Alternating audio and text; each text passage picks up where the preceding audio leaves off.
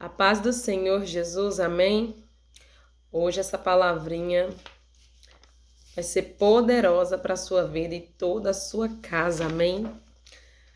Eu quero deixar para você meditar no dia de hoje, aqui no capítulo 2 do livro de Josué. Versículo 1 diz assim: E enviou Josué, filho de Num, 2 homens, desde Sitim a espiar secretamente, dizendo: Andai e observai a terra, e a Jericó foram, pois encontraram a casa de uma mulher prostituta, cujo nome era Raabe, e dormiram ali. No versículo 4, diz assim: Porém aquela mulher tomou a ambos aqueles homens e os escondeu e disse: É verdade que vieram homens a mim, porém eu não sabia de onde eram? E aconteceu que, havendo-se de fechar a porta, sendo já escuro, aqueles homens saíram.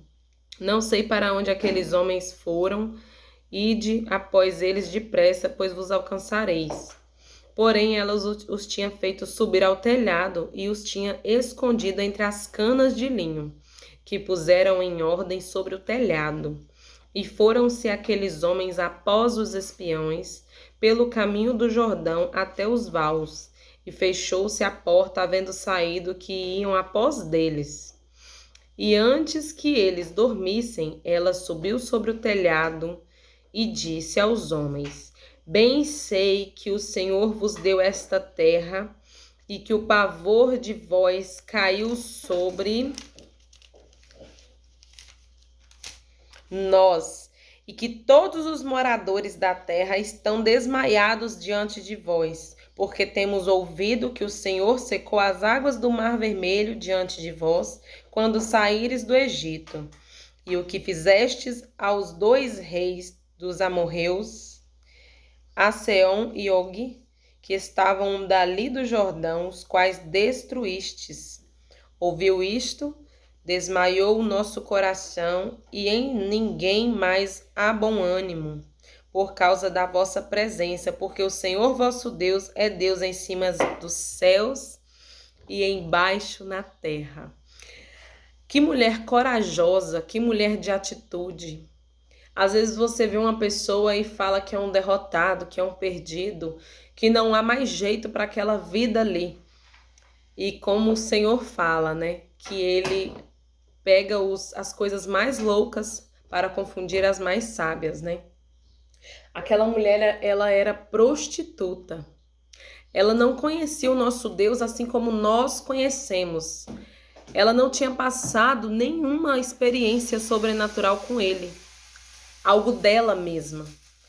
Ela simplesmente ouviu falar que o Deus deles abriu o Mar Vermelho para eles passar e tal, e ela sabia que era um Deus poderoso, mas ela mesma não tinha vivenciado nada, ela não tinha vivido nada, um milagre ou algo que tivesse acontecido com ela, né? Naquele exato momento, ela não tinha. Ela era uma prostituta, uma mulher, né, que vivia em pecado. Assim como todos nós, cada um, antes de conhecer Jesus, nós praticamos mais normalmente os pecados, porque quando conhece Jesus, o Espírito Santo começa a nos limpar, ele começa a nos incomodar naquilo que não é pra gente praticar mais, não é mesmo? E aqui mais à frente vai falar que ela faz um pacto com eles, né? E ela diz: Conforme as vossas palavras, assim seja feito então. Os despediu e eles se foram, e ela atou um cordão de escarlate à janela, porque o combinado foi que todos da família dela estejam dentro da casa durante, né, aquele momento onde tudo acontecia, as palavras do Senhor se concretizavam, né? E que ela penduraria um cordão escarlate pela janela para eles saberem que o pacto estava de pé entre ela e ele. Que coragem ela teve quando os guardas foram procurar os 2 na casa dela, ela os escondeu. Para pensar, meus irmãos, ela não tinha certeza de nada. Eles podiam muito bem ter encontrado eles e ela ser morta. por aquela ação dela. Mas a fé que ela tinha, que eles estavam fazendo o que era certo e que tudo que o povo ouvia falar sobre o Deus deles iria acontecer ali, que as terras já estavam entregues a eles. Então, a partir do momento que ela sabia o que Deus ia fazer, sem mesmo conhecer verdadeiramente, ela acreditou. Ela teve uma fé inabalável, ela foi corajosa, ela teve ação, porque a fé sem ação é morta. Aleluia, né? Que nós possamos entender que não adianta crer e não fazer. Não adianta crer e não obedecer. Porque de que adianta nós termos o coração para falar assim, olha, eu acredito em Deus, eu sei o que Ele pode fazer, e eu não sair da minha zona de conforto para obter mudanças que o Senhor espera de mim. Porque muita gente tem perdido o ministério, tem apagado o chamado que Deus tem para com a vida deles. Sabe por quê? Porque vive naquela frase da certeza, Deus já me falou o que Ele vai fazer, então eu vou esperar. Sim, nós não podemos estar ansiosos por nada, nós temos que ter confiança que vai acontecer e ficarmos em paz. Mas isso não significa que você tem que sentar e cruzar os braços, porque o Senhor, ele não se agrada de quem come o pão da preguiça. O Senhor, ele gosta de ver, ele conhece os nossos limites mais do que nós mesmos. Ele sabe quando eu estou me esforçando, ele sabe quando você está se esforçando e ele sabe também quando você está desinteressado, quando você está negligenciando a sua casa, que é o primeiro ministério na sua vida. Muitos dizem assim, então eu não posso estar na obra porque eu tenho esposa, porque eu tenho minha família. Não, você deve estar na obra. O problema de tudo é, você está se organizando, você está se esforçando, porque o primeiro ministério é nosso lar. Se você fracassar no seu primeiro ministério, quais serão as chances de você obter sucesso nos outros ministérios? Deus capacita. Ele não levanta ninguém no engano, ele sabe do que somos capazes. Só que ao mesmo tempo que o Senhor tem um ministério para mim, para a tua vida, o inimigo se levanta, ele quer estragar, ele quer te paralisar, ele quer te colocar no modo automático, aquele modo que você já não ora mais com aquele fervor de antes, sabe? Muita gente tem vivido em tempos de orações automáticas. No final do dia, obrigado pelo dia, perdoa meus pecados, amém. Não é assim, o Senhor, ele é um Deus de excelência e de detalhes, ele se preocupa com os detalhes que você pede, com os detalhes que vai fazer diferença para você. Quando você pede um carro para Deus e fala, Senhor, eu quero um carro vermelho, ele não vai esquecer do vermelho. Então nós temos que tá pedindo mais com detalhe, buscando com mais fervor. O Senhor não quer nada frio e nem morno. Olha a fé dessa Raabe. E nós, às vezes, como servos, será que nós temos feito ações como essa mulher fez? Com a fé, porque a fé é você pôr o pé sem ver o chão e o Senhor vem depois e põe o chão. A fé é você acreditar naquilo que você não consegue ver até então, mas você tem a certeza que vai acontecer e ali está. A fé é você saltar e crer que o Senhor Deus, o que te ordenou fazer o salto, ele será o seu paraquedas. Ele vai te livrar de tudo. Não significa que você não terá medo. Não significa que você vai ficar, meu Deus, eu vou, mas será que vai ser fácil? Ele não diz que vai ser fácil. A única certeza que nós temos quando caminhamos de mão dada com o Pai é: vai acontecer. Eu vou chegar do outro lado. Com certeza, porque é Deus que me mandou nessa caminhada. Então, o outro lado é garantido. Agora, se eu vou pisar em algum espinho, se às vezes eu vou tomar um sol, se às vezes eu vou me desidratar naquele deserto, pode ser que sim, mas se você tiver com a presença de Deus no seu coração e nas suas ações, porque não basta ter o coração como morada do Senhor e não permitir ser guiado pelo Senhor. Porque muitas coisas, quando Deus fala, não faz isso, e renuncia aí, tira aquilo ali, eu não quero mais, não vai ali, porque ali não te cabe mais. E muitas vezes você escuta a voz do Senhor, mas você prefere alisar o ego, né? O seu ego, às vezes você fica assim, ah, não tem nada a ver.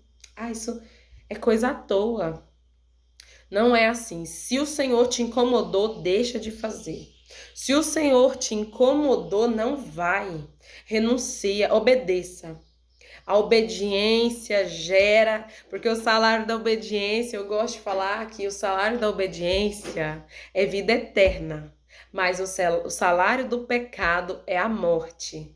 E o Senhor, ele tá tão preocupado em nos salvar, muito mais preocupado em nos salvar do que em ouvir nossas desculpas. Porque muitas vezes a gente peca pela manhã, na garantia do perdão, perdoado à noite. O que é isso que estamos vivendo hoje? Nós precisamos saber quem é este Deus. E eu te pergunto hoje, quem é o Deus que você serve? Será que ele não é o Deus que pode ver todas as coisas? Porque às vezes nós ficamos preocupados com o que o vizinho vai ver de nós, com o que o nosso pastor vai ver de nós, e nós estamos esquecendo do principal. Peraí, o que o Senhor está vendo de mim? Porque o pastor não pode ver atrás de uma parede, mas Deus pode. Deus, ele pode ver onde quer que você esteja. Deus tem a capacidade de te ver, porque ele é um Deus que tudo pode. Então nós temos que ter a nossa fé e obter ações. Essa mulher, a fé dela não salvou somente a vida dela, mas salvou a casa dela toda. Que fé é essa? Então, às vezes, o reino de Deus vai ser assim. Quando o Senhor vem buscar a nossa igreja, ele vai tirar a igreja dele. Não é a quem a gente vê e fala, essa igreja vai subir, nós não somos ninguém para falar isso. Quem sabe quem vai subir é Deus. Porque existe sim pessoas que não estão ali no banco, mas o temor, a fé, as ações estão de acordo com aquilo que agrada o Pai. E muitos estão ali no banco falando assim, mas eu vou em todos os cultos, de segunda a sexta, de segunda a domingo. E o Senhor muitas vezes tem ministrado para mim. Olha, estão ali, mas estão de corpo. O coração e a mente estão muito longe de mim. E eu falo sempre, vamos arrepender, vamos ter mais temor. Porque Deus, ele, quando ele fala conosco, eu gosto de ter isso no meu coração. Que quando uma pessoa vem falar algo para mim assim, duro, de correção, porque muitos querem receber chave de casa, chave de carro, bênção, mas poucos querem receber uma profecia de correção, de posicionamento, sabe, de referência. E o que o Senhor tem nos cobrado hoje, cadê a referência de servo, né? Porque o Senhor, ele quer nos colocar em altos níveis, mas para isso ele precisa de soldados armados dos pés à cabeça. Nós não podemos sair de casa e esquecer o nosso escudo, o nosso capacete, a nossa espada. Nós não podemos esquecer que não é só estar preparados, mas estar disponível para obedecer o Pai, para ir lá. Quando o Senhor falar, vá. Não adianta você estar com a armadura e a espada e não ter coragem de ir. Deus não nos dá espírito de covardia, mas de valentia. E é assim que o Senhor vai nos colocar em coisas grandes, coisas maiores. Tem muita cura para ser liberada através da sua boca, da sua vida. Tem muita conversão, muitas almas para serem ganhas através não só da sua palavra, mas também das suas ações. Porque às vezes a pessoa olha e fala, eu não quero ser assim. Então nós temos que ser testemunhos vivos, não testemunhos que somente falam da boca para fora, que nós possamos hoje pregar e viver, falar e fazer, dizer e ser. Somos pecadores? Sim! Deus, ele veio para buscar os doentes e não os que não têm doença. Deus, ele vem buscar os pecadores, qual nós somos o principal, como diz o apóstolo Paulo. Nós somos os principais, não tem ninguém nesta terra melhor que ninguém. Não é cargo de igreja que te faz puro. Nós vivemos uma luta diária, o qual é contra nós mesmos, nossa carne, nossos desejos, nossos pensamentos, nossos sentimentos, porque tudo isso é enganoso. A única coisa que não é enganosa que nós possamos dizer é isso aqui. É a nossa Bíblia. É aqui está como devemos nos comportar, como devemos viver. Aqui está o manual para todas as coisas. E o que me chamou nessa atenção nessa palavra foi isso, a obediência e a coragem. Por não somente fé, mas também coragem e ação, ela salvou toda a sua casa, porque a fé sem ação é morta. Precisamos de ação e coragem, precisamos de resistência. Esse foi o estudo que eu fiz no dia de hoje. Quão grande foi a fé daquela mulher que salvou a família toda. E a pergunta que eu quero deixar para você hoje é: você tem salvado sua família? Você tem salvado os teus? Aleluia. Nós sabemos que nós devemos obedecer mais a Deus, temer mais, pregar mais, amar mais, tudo em mais, né? Eu acho que a frase mais que sela tudo isso que eu falei porque por muito tempo na minha vida eu dizia assim: o Senhor me ama como eu sou, no meu tempo de ignorância, de negligência também, né? Mas eu descobri que Ele me ama como eu sou. Mas para que Ele cresça na minha vida, eu preciso negar a mim mesma. Tem uma frase clichê também que muitos falam, até mesmo quem conhece o Senhor, e tá errado, porque eu era dessas de falar isso, que dizem assim: nem Jesus agradou todo mundo. E o Senhor ministrava no meu coração esses dias atrás, numa pregação que Ele me deu de João, e Ele falava assim comigo: você lembra quando você dizia essas coisas? E eu falei: nossa, eu falava isso mesmo. Ele falou assim: sim, mas você é minha semelhança. E realmente eu não agradei todo mundo, eu amei todo mundo. Aleluia! E nesse dia eu me alegrei tanto na presença de Deus, eu fiquei tão feliz, porque Deus não agradou todo mundo, Ele amou todo mundo. Então, se nós somos semelhança desse Deus, então não é se preocupar em quem você está agradando ou deixando de agradar, é você olhar e amar. É você olhar e dizer: Senhor, eu odeio o pecado, mas eu amo todos os pecadores, ao qual eu sou o principal. Que nesse dia de hoje você tenha uma fé como Raabe teve e consiga, com a sua fé e sua ação, exercer a autoridade que o Senhor te dá neste dia de hoje e salvar toda a sua casa, em nome de Jesus.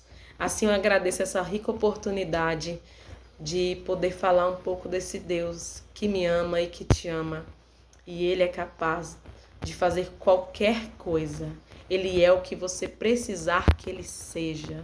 Amém? Que Deus te abençoe e que nós possamos ter mais oportunidades como essa, para a honra e glória do Senhor Jesus. Amém.